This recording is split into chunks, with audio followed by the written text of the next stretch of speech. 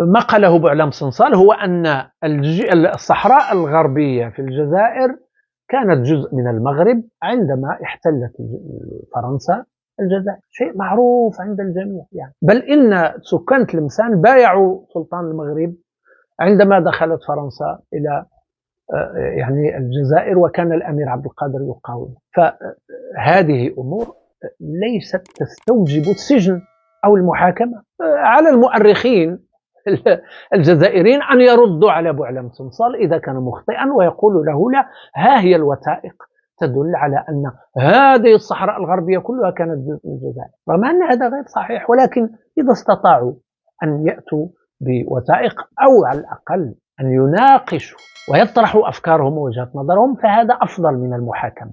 لكن يبدو أن النظام العسكري يريد المحاكمة. لماذا؟ لأن المحاكمة لا تتم بسبب ما صرح به بوعلام صنصال، بل تتم في إطار مسلسل الشد والجذب بين النظامين الجزائري والمغربي. الجزائر تريد التصعيد ضد المغرب وتريد إحداث القلاقل عوض البحث عن التهدئة وفتح الحدود والبحث عن تقوية هذه البلدان كلها باتحاد مغاربي قوي.